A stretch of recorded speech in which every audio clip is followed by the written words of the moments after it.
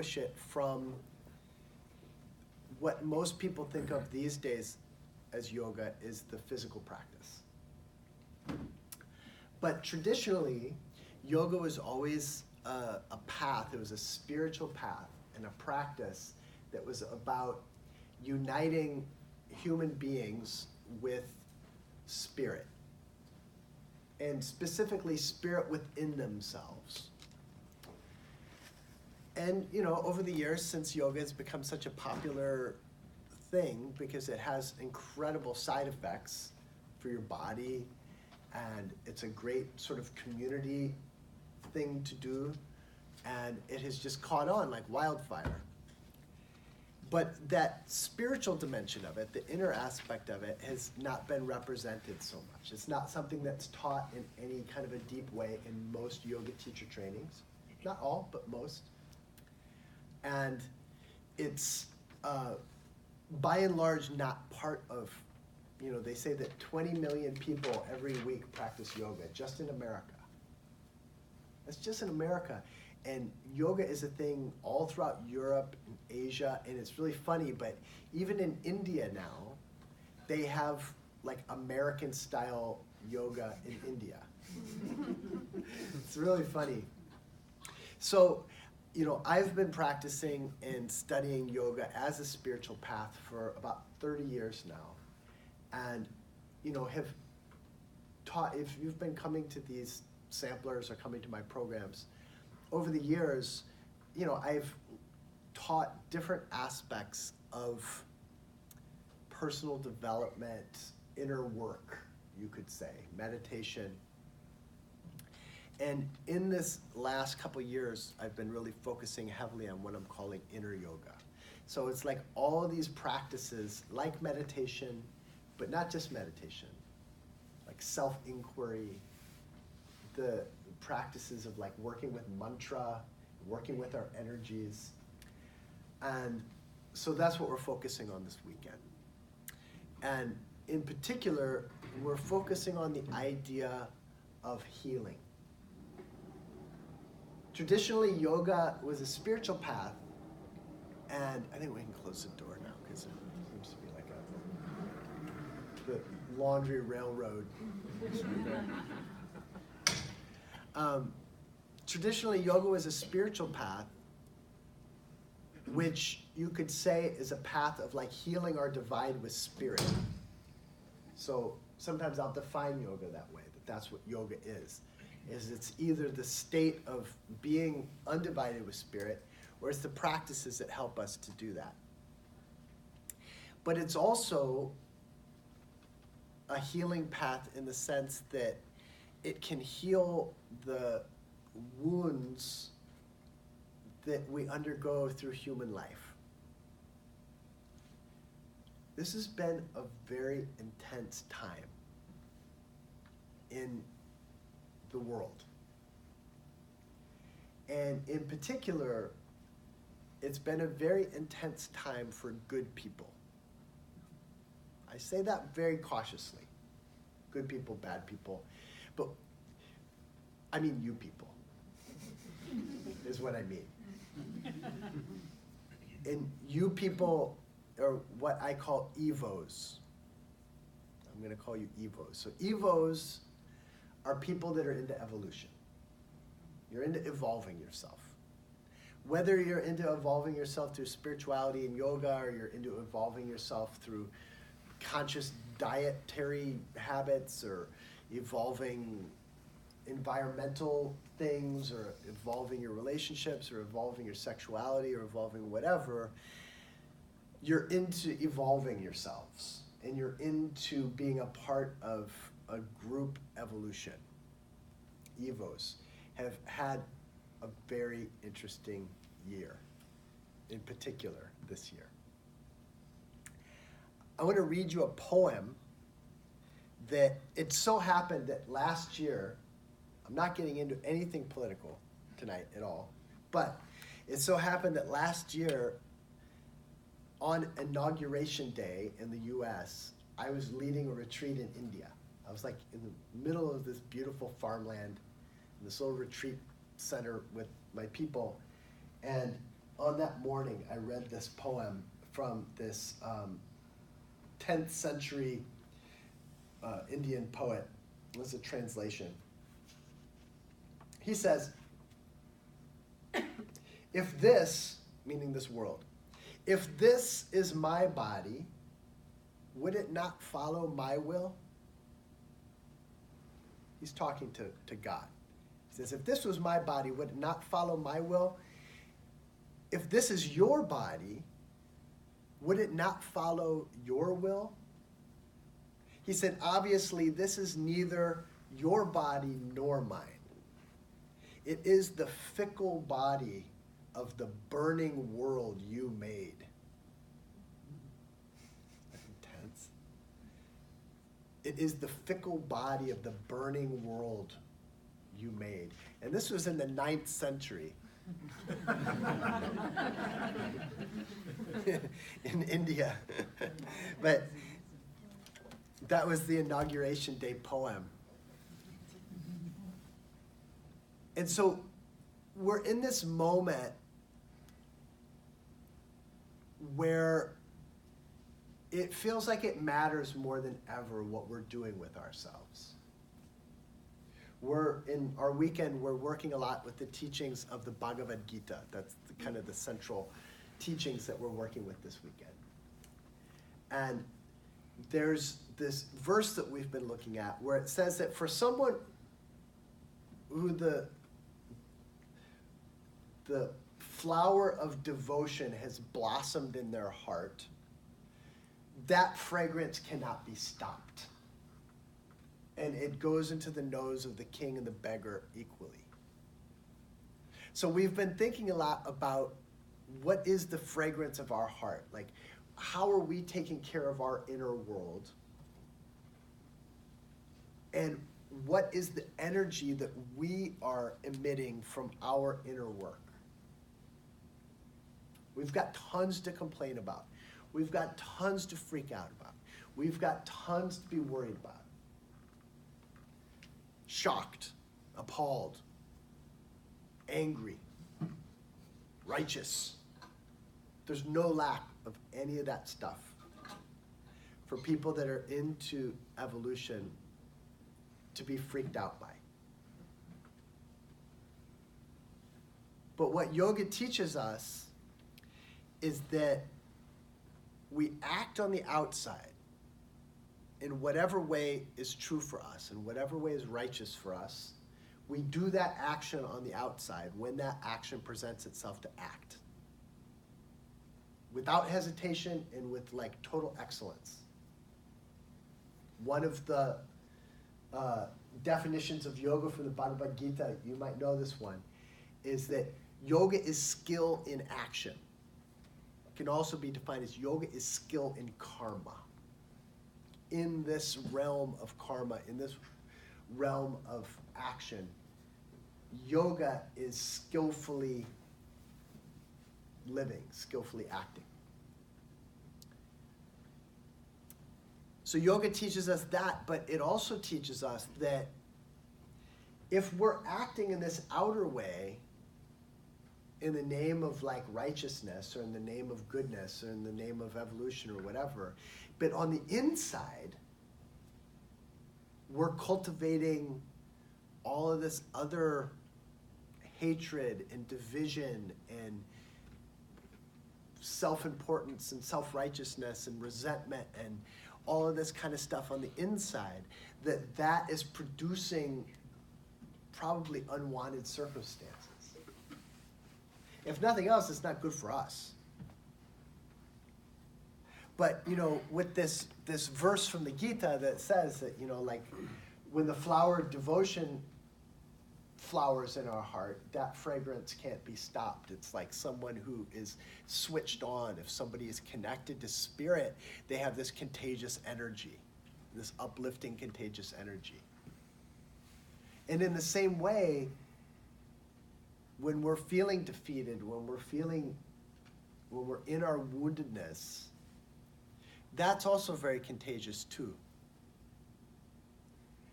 And this is a time when we as a tribe I feel like really need to have our shit together.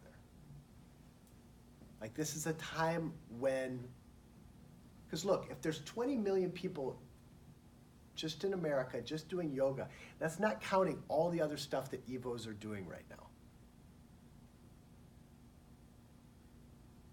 But it's not like with all of these people doing all these practices, there's never been more people meditating ever in the history of mankind. There's never been more people doing yoga and doing all this inner work. There's never been more New Age spiritual self-help books and all that kind of stuff consumed. Ever, ever, ever. Never in India was there this much spirituality. Never. But it's not like we're taking a dent out of human suffering yet. And I think part of that, and this isn't even what I'm talking about tonight, I think that part of it, that's why I'm focusing on the inner yoga, is that I think part of that is because so much of it is focused on the physical, and we haven't quite made that shift into the deep inner work yet. And so that's my mission, is to teach that inner work. But that's not even what I'm talking about. What I'm talking about is this vision of us as a tribe, and we're a big tribe. If you think of all the people that like think about where their food comes from, and think about where their garbage goes, just that is that's an Evo, just even that much. Let alone somebody who like thinks about how much TV they're consuming and limits it. Or people that try not to engage in too much negativity. Just even that thought. Like no one in my family ever had that thought. For generations. They never would think about how much negativity they're engaging in. There was just like whatever the appropriate amount was based on whatever was annoying them. Whatever. It's massive. We're a massive, massive group of people. And we've been building to this point for many generations. And definitely have been building to this point like since the 60s. And we're also living in a herd that is more miserable than the herd has been in many generations. There's a statistic that says that more people today are on opioid painkillers than are on all kinds of tobacco combined. Wow. There's more people on painkillers than tobacco. And it's not because of the pharmaceutical companies. It's because people are miserable. That's not even including alcohol. That's not including prescription stuff. That's not including so many other things. This is the fickle body of the burning world you made. It's like we're at this point where we can't help but wake up in the morning with this challenge of Dharma, is what the Bhagavad Gita talks about. Dharma. What is righteous to me? Not self-righteous, not I'm better than you, but what does it mean for me to be righteous?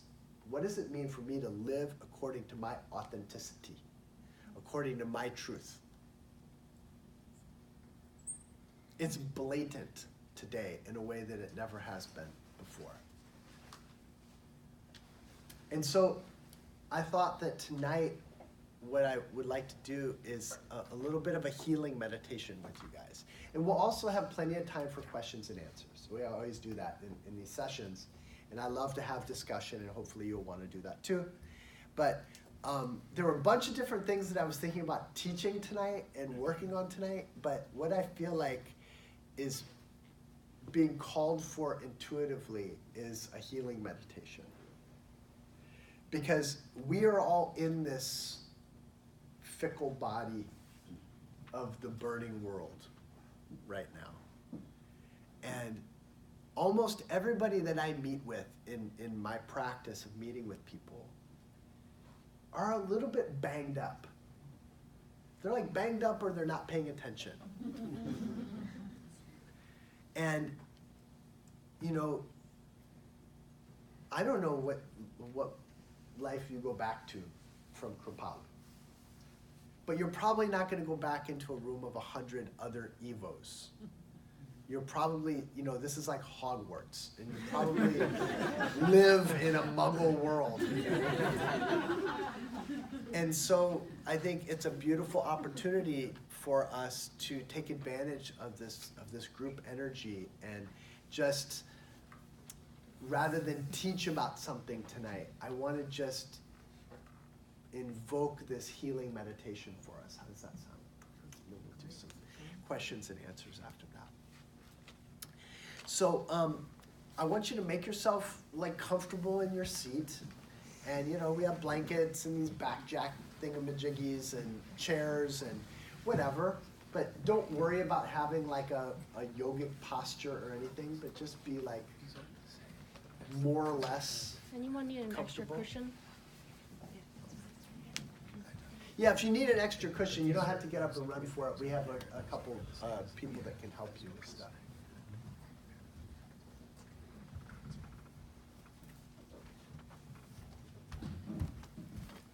This one? Yeah. Anybody else?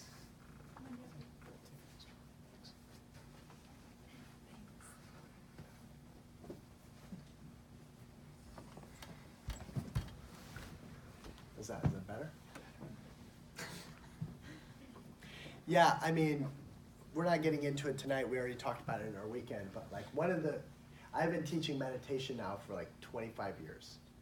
And one of the the main things that I've done for people all over the world is just give them permission to sit in a comfortable position. As every other meditation teacher says, you have to sit completely upright so that your chakras are in a line, and that's not really very important. It's much more important to be comfortable. If you're meditating every day for an hour a day, then you need to think about the way that you're sitting, because it can impact your body in ways that you don't want. But if you're just learning to meditate, which is kind of the stage that you're in for the first 10 years of serious meditation practice, the most important thing is that you're able to kind of let go and be comfortable. And it's very hard to do that if you're imitating the person posing in the Kripalu catalog. Because they're not meditating. They probably don't even meditate. They're just, the model that they got to do the calendar. And they sit like this. And they're in the woods on a rock or something like that. People don't look like that when they're meditating. They look like... And if they're having a really great meditation, then they look like... If we ever do a catalog, that's the...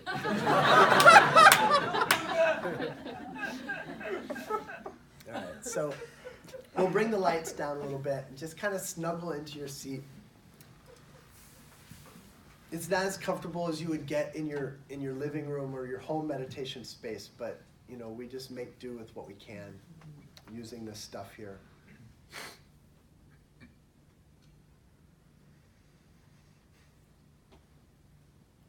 Let your eyes close, and at first just get used to closing your eyes in a big room full of people.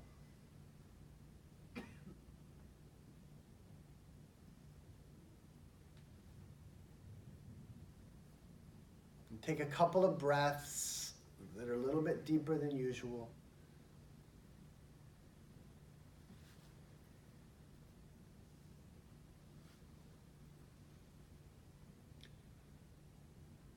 If you're an energetically sensitive type, you can tune into the energy field in the room.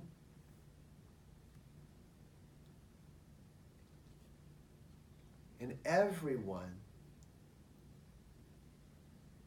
will start off just by tuning into this energy of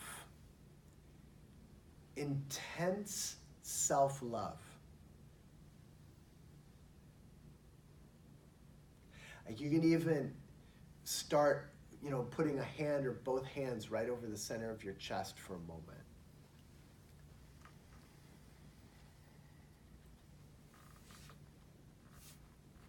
And you take a second to just honor your heart. And only you know what that little heart has been through. but you're here.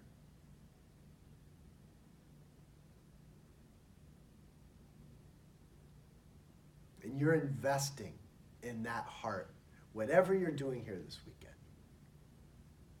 You're investing in the power, and the clarity of that heart.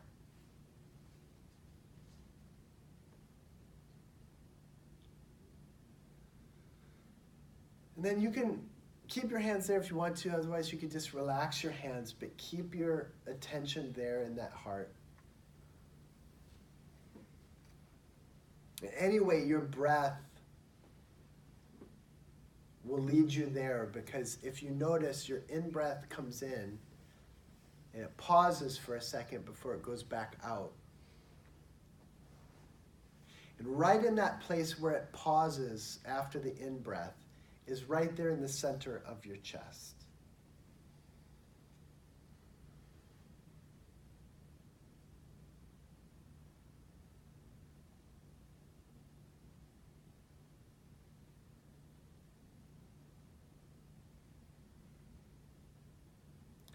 Let yourself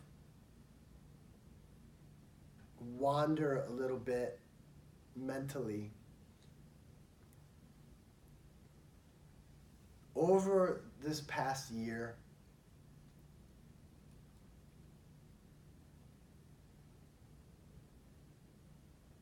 The different changes you've gone through, the different moments you've lived through, the different pieces of news you've had to process.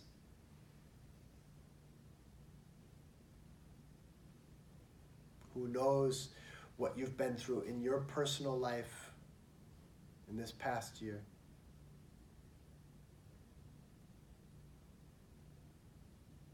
But here you are.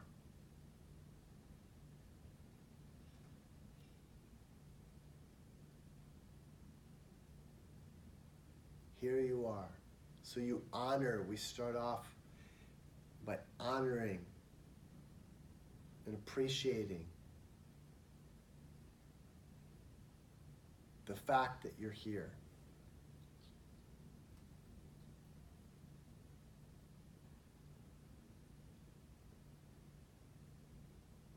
And then take a moment to really think about yourself as a character, like a character in a movie. Think about your name.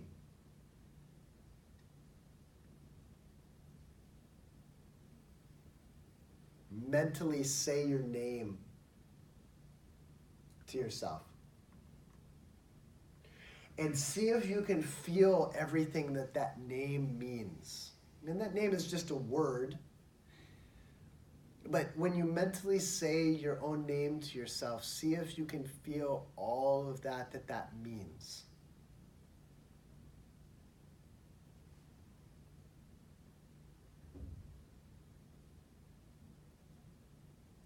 You might have different names. Some people call me David, some people call me Harshada, some people call me Mr. Wagner, some people call me Dada.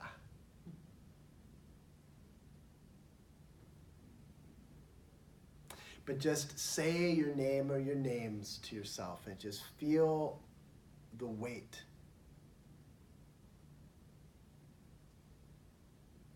And feel the energetic signature, like what it feels like to play that character, like in an intense moment. In a moment where you're pretty tight.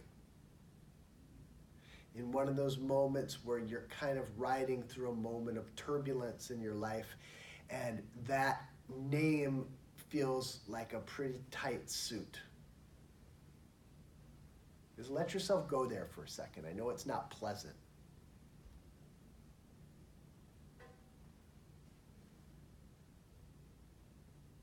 Is there shame? I mean, there's definitely a track record associated with your name. And in that weight of that track record, is there some shame?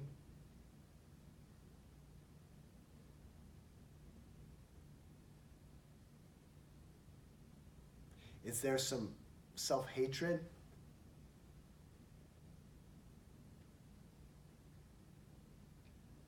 Is there some squirm, some squirminess? Like some aspect of that maybe only you know, or you're afraid other people might know, but when you consider it, it just makes you feel like, ugh.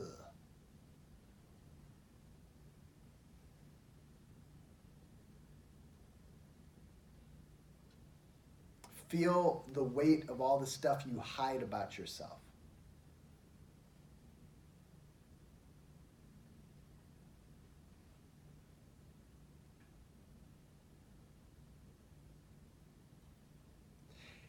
Take all of that and any other weight that might be in there, any other of the tightness that is in there of being that character.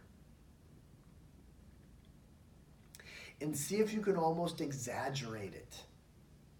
Like you want, for this meditation, you want to really get it. You want to really taste what it feels like to be possessed by that character.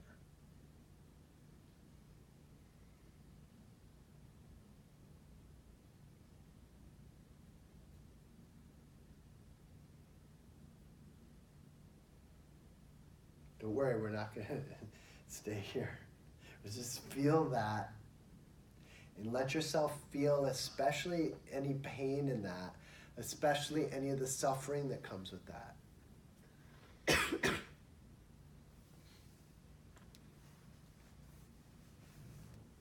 But then remember this little piece of a huge teaching in yoga, that we are not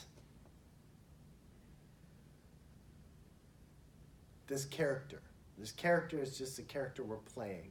But that our soul is something that is beyond this. It's beyond our track record. It's beyond our body.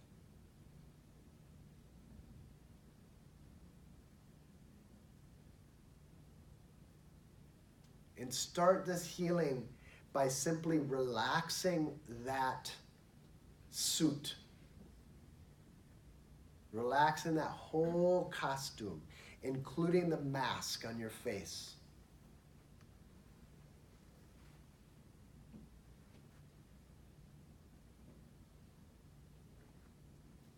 Empty out your pockets of all your secrets.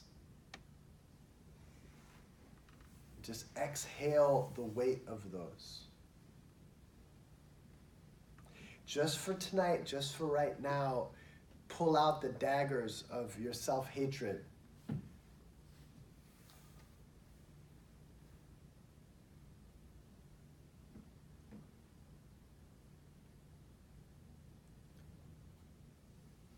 Just for tonight, just for right now, take the weight off of your shoulders that you've vowed to carry.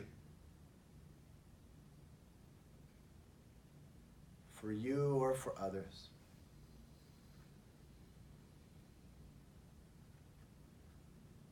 And literally imagine just taking off a whole layer.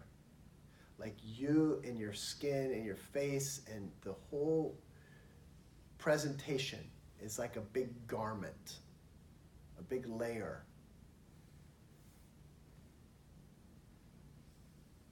And underneath there's a whole other kind of vulnerability. There's a whole other kind of freedom. You can feel your breath is even a little different when it's not coming through the holes in your mask.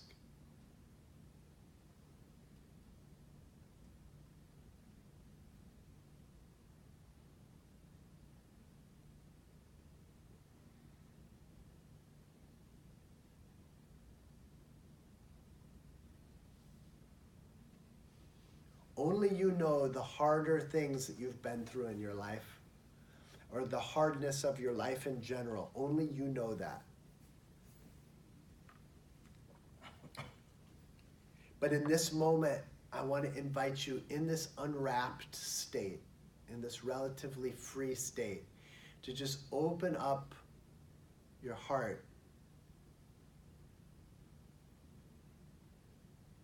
Just take this healing energy that's here tonight.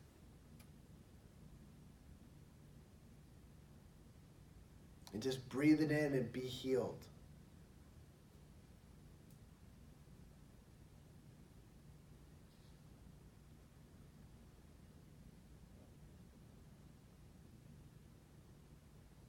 If you're sensitive, you can feel it. It's not subtle. A strong energy coming right into that core of you. It's so private, it's so intimate. Only you really know. Only you and spirit really know what needs to be touched. Breathe right into it. Invite this energy right into it and let yourself be healed.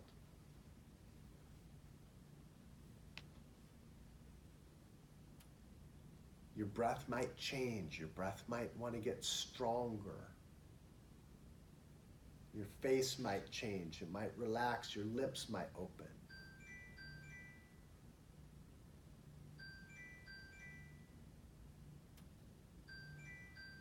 It's like your eyes are closed, but everything else opens.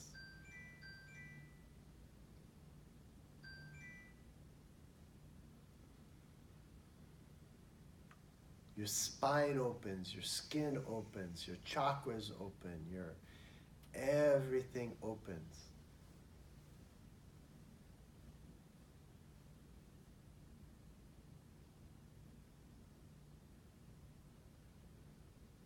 It's like you're almost drawing it in with your inhalation.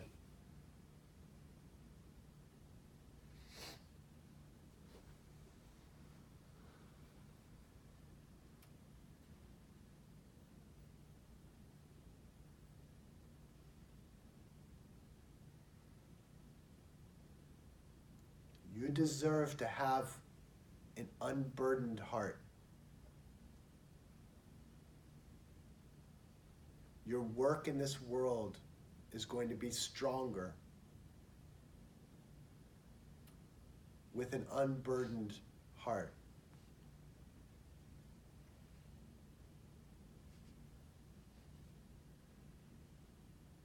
Take it in, let it happen.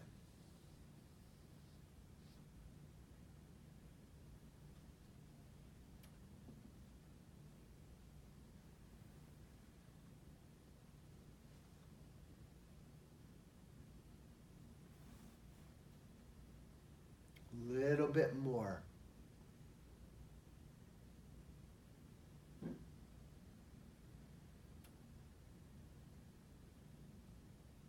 Let it be uncomfortably intimate. You're not going to have to share what you've experienced or what's being healed. This is between you and grace.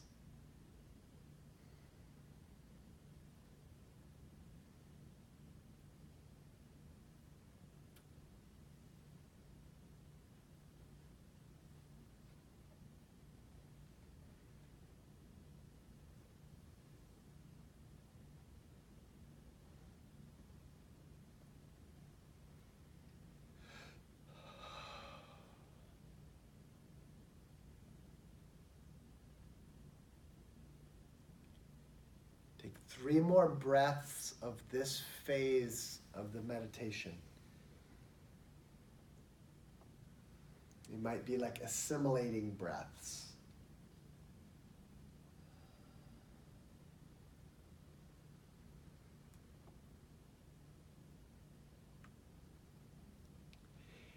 And now into that space, like there's been a little bit of a clearing in that heart space. Maybe there's a little bit of quietness there. Just open yourself to see if Spirit has a message for you.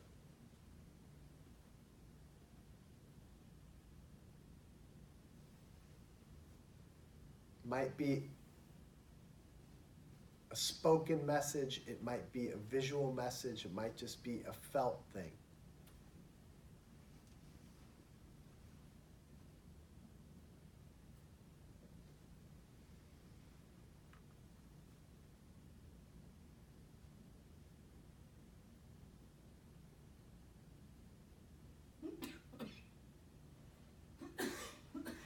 But trust it, even if it's weird. But take this sacred night and allow yourself to have this moment.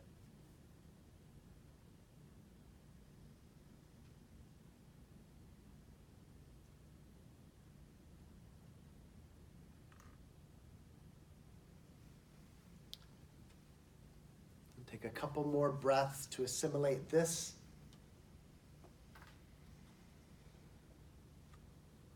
And take a second to consider how you're going to remember your message. You don't want to forget it if something came.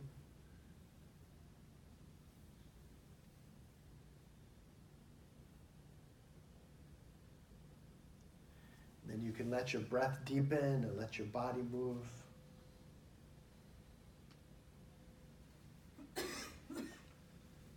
When you're ready, you can open your eyes once again.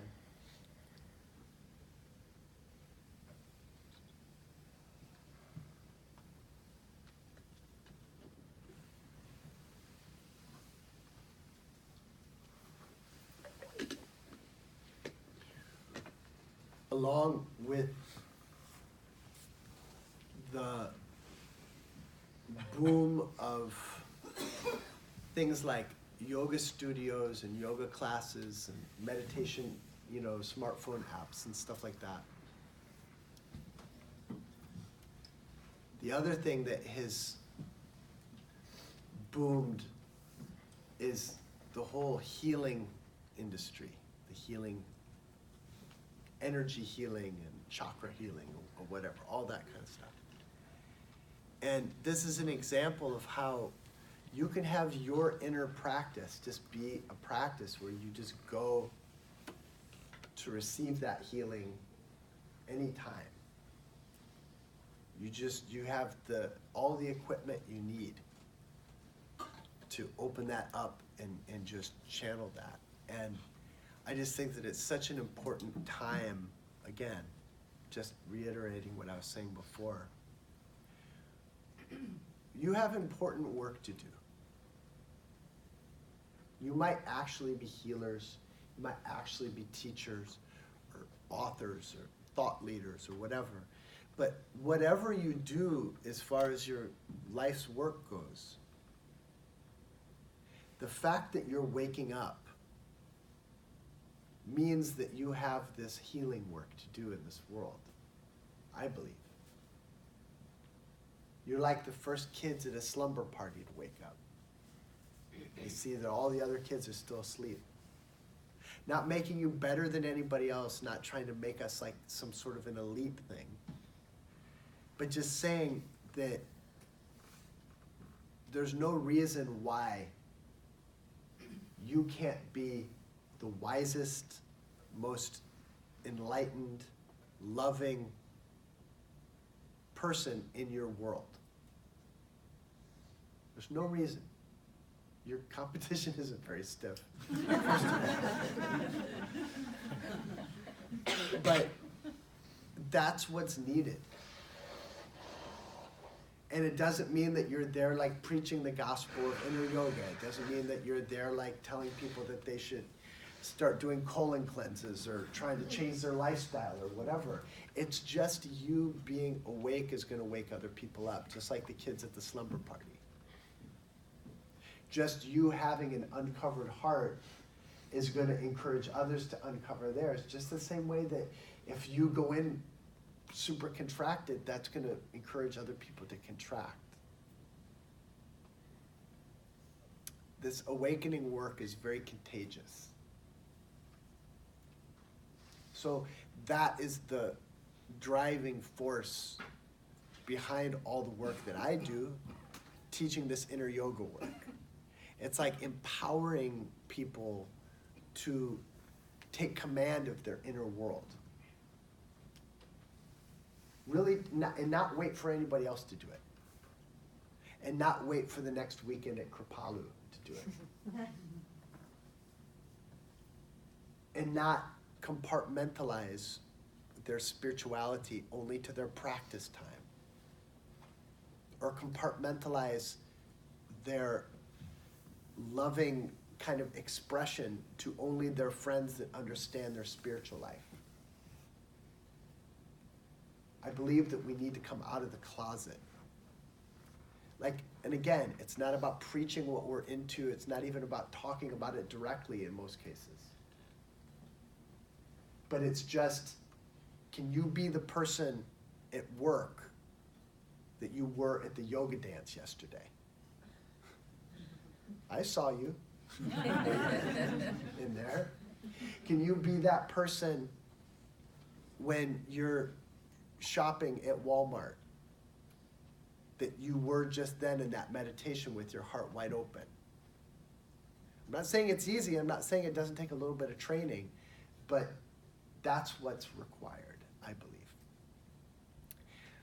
I told the people in our group that tonight I would touch on this topic of what's called upasana. Upasana is one of the principles of inner yoga. It's one of the 9 main principles of inner yoga. And it's the principle of unconditional commitment. In upasana, literally what it means is to sit close. It's where the word Upanishad comes from, because the Upanishads were the scriptures that came from students sitting close to the teacher and having these conversations about the nature of reality.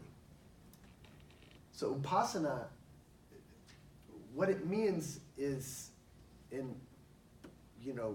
reference to what we're doing, is first of all, like, knowing what our spiritual aspiration is, like knowing what that purpose is in a certain way. And then just making that the one thing that you don't let go of.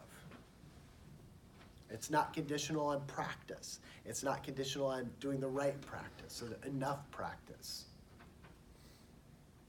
If you can practice, great. If you can't, you don't drop that ball. In my case, I would say it's love. It's like that universal principle. And so for me, upasana means in any situation. I was just meeting with someone here in their office. They had this thing that said that the answer to any question is love. Like, to me, that's what this principle of upasana is. And just finding what it is for us as a group to be on fire with goodness.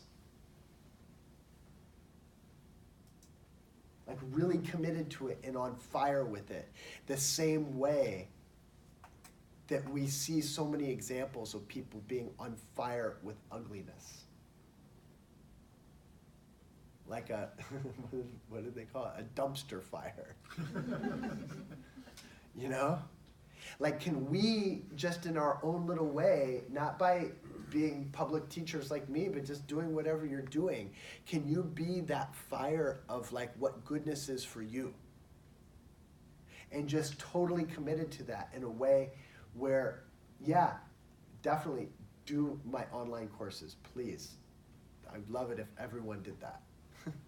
Come to my retreat in Morocco in May. Definitely, it'll be incredible.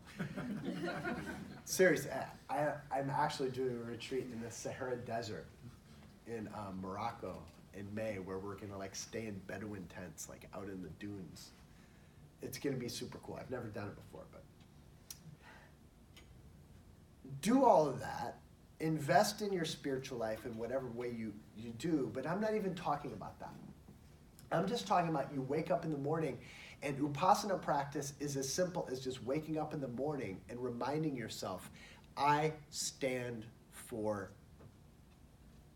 fill in the blank. What do you stand for? I said love. What do you stand for? Silence. Okay, that's one. Maybe you stand for service. Maybe you stand for equality. Maybe you stand for connectedness. Maybe you stand for compassion. What have you been wrecked by? Let's start there. When that healing, what was the energy that your heart most needed? That's a good one to stand for, whatever that is. Forgiveness. I stand for forgiveness. You wake up in the morning and you just remind yourself of that. And then, when it shows up, love, this is what I stand for. How cool. Like when we arrived and we saw you guys greet each other. Love, awesome. And then you come into something that is the opposite of that. And it just reminds you, oh, here's some hatred, here's some division. I stand for love. How can I bring love in this situation? Even if it's just a silent blessing from afar. Whatever it is, the practice is, upasana is as simple as that. But it is radical. It is the practice of all the inner yoga practices that totally, I can't say it anymore. I used to say it trumps all the other ones. But it does. Meditate or don't meditate. Chant, don't chant. Study the scriptures, don't study the scriptures. Do self-inquiry, don't do self-inquiry. If you know what you stand for in that spiritual sense and you just stay with it and just put it out to spirit, this is what I want, this is what I want to embody, this is what I want to stand for, this is what I want to live in. You just put that out to spirit and then you just remind yourself of that and reorient yourself to that every time that you find that you've drifted off. You're going to change everything. You're going to set yourself and you're going to set your world on fire just with that practice. And then that practice shows you all the other practices that you need to do. Then you'll know, oh, I say I stand for love, but I don't know how to have a relationship. I need to go to a relationship workshop. I say I stand for love, but I have all of this resentment towards my parents. I need to go back to therapy. I say I stand for love, but, all I do is just make money all the time. Let me find some service work to do. It'll be clear. If you know what that is, that will guide you through everything else. And this question keeps coming up, but I can't find the motivation to meditate. I can't find the motivation to do the practice or whatever. How do you get out of this room? Well, you can go there, you can go there, you could set the room on fire. You're going to find a way to get out of the room. When you embody this principle of upasana, your house is on fire, man. You're going to find the book, the teacher, the training, the practice, whatever it is that you need. And it's not just like, oh, well, I should do that, or heard it's good for me, or that's kind of interesting, or, I saw that on Instagram and it seemed like I can afford it. You're going to seek and destroy. You're going to find out with a great excellence and intensity what you need to fulfill your mission. Because here's the thing. This morning I told the story of, seeing my mom die when I was a young man. A miserable death. She was alcoholic and never did a lick of this work. God bless her. It wasn't her destiny in this lifetime to do this inner work. She had a terrible life and a terrible death. And that's where we're all headed. Not towards a terrible one, but we're all headed towards that. We're all headed towards a stop. And before the full stop, there's usually a taper. We're all headed for that. Each of us only has so many days left where we have hot blood in our veins. Where we have this much freedom in our life, or who knows, maybe in our world, in our country, who knows? But right now we have it. And history has shown us that a human life can be magnificent. One human being on fire with love, on fire with whatever their truth is a light for everyone else. And a human being can also just be a raging, toxic dumpster fire. And between those two extremes, you can also just be a spectator. You can also just sit on your couch, consume and burn calories, fill up your septic tank, and just watch everyone else either be glorious or horrible. But you also have the opportunity, you're these people, I know you people.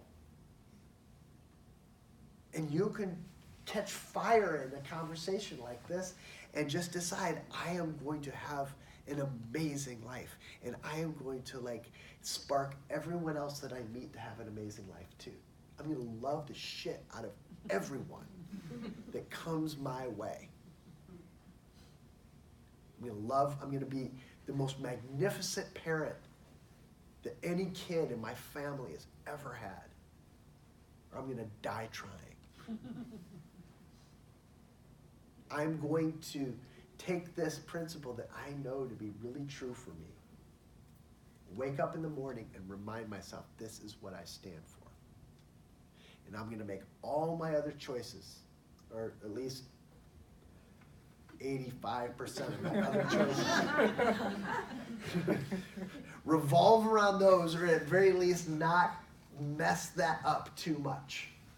How's that? That's not too extreme. But compare that to that other paradigm of just being that spectator. None of you are going to probably be the dumpster fire. Probably. As long as you don't start, go back to smoking crack or some, if you're coming from that kind of a situation. But all of us run the risk of sitting out and being that spectator. Many years ago, I was meditating, and this is the kind of thing that can happen in a meditation practice in the way that spirit can speak through you.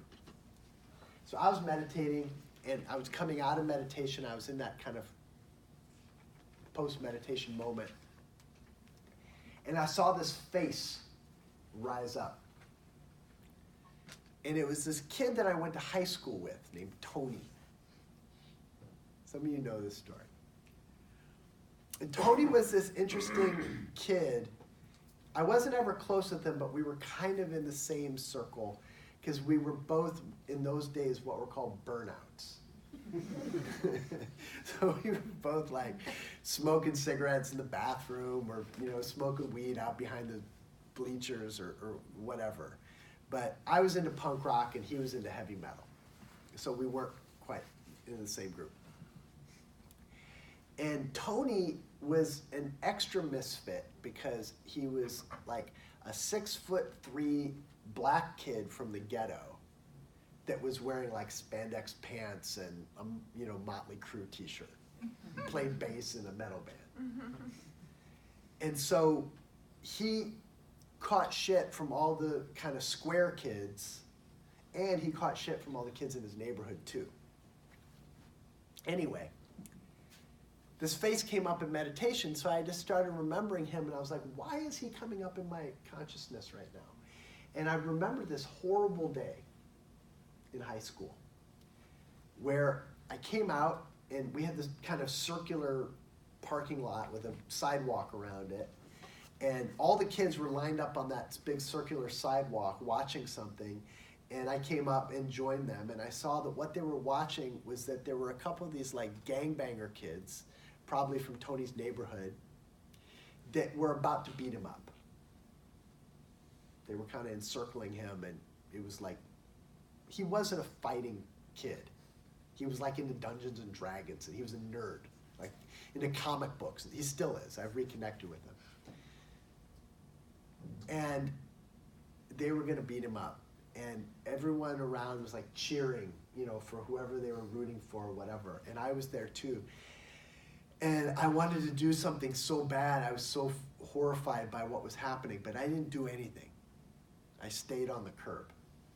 And so did everyone else. And he got beat up real bad. He was banging his head on the concrete thing. It was really, really bad. And in that moment, after meditation, when I was considering this, I just thought about it, and I was like, well, no matter what I would have done other than stand there that day, today I would feel better about it than thinking back about standing on the curb. If I would have stepped in and tried to help him and got my own ass kicked, it would have been worth it, even if it didn't stop it, even if it was just so that he didn't feel so alone getting stomped like that. But who knows, if I would have stepped off to try to help him, maybe 30 other kids would have stepped off too. Who knows? No one will know. And I'll never know because I didn't do it. And so that was the message that Spirit spoke to me through that meditation. Just that little waft of Tony's face. And so, this isn't a political message. This isn't a message about activism or anything like that. It's just a message about love. Because each of you has a love in your life. Each of you has a potential for service and love and to be awake spiritually in your life today. Each of you is standing on a curb.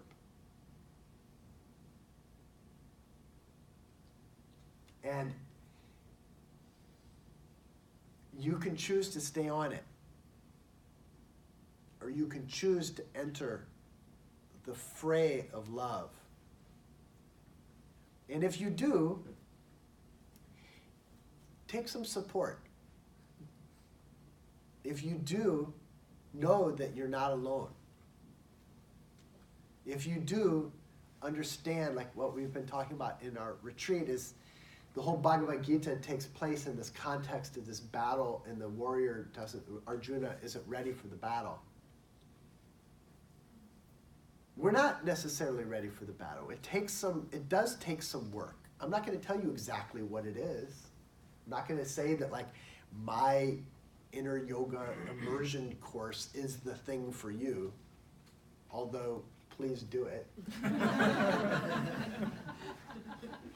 But you'll know. If you take this charge and you step out, you will know. I promise you. Anyway, that was a long sermon tonight. I'd love to hear from you, and what questions, or what did you experience in that healing, or what does this content bring up for you? And people in my retreat definitely treat this like any other discussion group. We just have a lot of other friends with us here.